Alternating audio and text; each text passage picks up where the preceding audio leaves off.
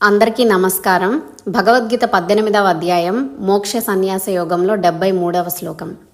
అర్జున ఉవాచ నష్టో మోహ స్మృతిర్లబ్ధా త్వత్ప్రసాదాన్మయాచ్యుత స్థితోస్మి గత సందేహ కరిష్యే వచనం తవ. కృష్ణ, నీ అనుగ్రహం వలన నాలోని మోహం నశించింది, నాకు స్మృతి కలిగినది, నాలోని సందేహములన్నీ తొలగిపోయాయి.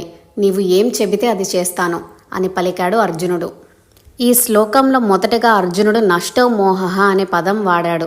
అంటే నాలో ఉన్న మోహము అజ్ఞానము పూర్తిగా నశించిపోయింది అని అర్థం. అంటే నాకు జ్ఞానోదయం అయింది. ఎలా అంటే వెలుగు రేఖలు రాగానే చీకటి దానంతట అదే పోతుంది.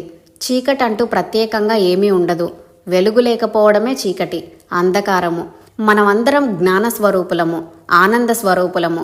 కాకపోతే మనకు మనమే ఆ జ్ఞానానికి ఆనందానికి మసి పూసుకున్నాము. ఆ మసి తుడిచేసుకుంటే జ్ఞానం ప్రకాశిస్తుంది. అదే మాట ఇక్కడ అన్నాడు అర్జునుడు. నాలోని అజ్ఞానం నశించింది అని అన్నాడు.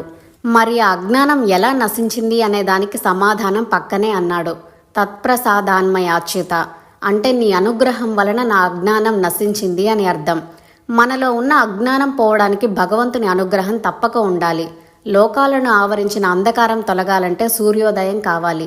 అలాగే మనలో ఉన్న అజ్ఞానం నశించాలంటే మనకు పరమాత్మ అనుగ్రహం ఉండాలి. అప్పుడు ఏమవుతుంది? సందేహాలు నశించిపోతాయి. ఎంత ఎక్కువ చదివితే అన్ని ఎక్కువ సందేహాలు వస్తాయి.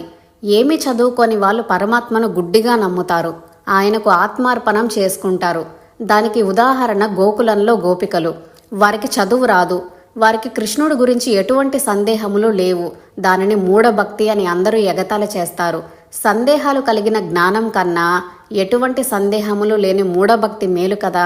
అందుకే అర్జునుడు నాలో ఉన్న సందేహాలన్నీ తొలగిపోయాయి అని గట్టిగా ఉద్ఘాటించాడు. ఇక ఆఖరిది కరిష్యే వచనం తవ అంటే కృష్ణ, నీవు చెప్పినట్టే చేస్తాను అని అన్నాడు. అంటే సంపూర్ణ శరణాగతి. మనం కూడా క్రమక్రమంగా ఆ స్థితికి చేరుకోవాలి. దానికి 3 మెట్లు. 1 మనలో ఉన్న అజ్ఞానం పోవాలి. 2 మనలో ఉన్న సందేహాలను విడిచిపెట్టాలి. 3 పరమాత్మను సంపూర్ణ శరణాగతి పొందాలి. ఈ 3 ఆచరిస్తే మనకు అనంతమైన సుఖము శాంతి కలుగుతాయి. ఏ చింత ఉండదు.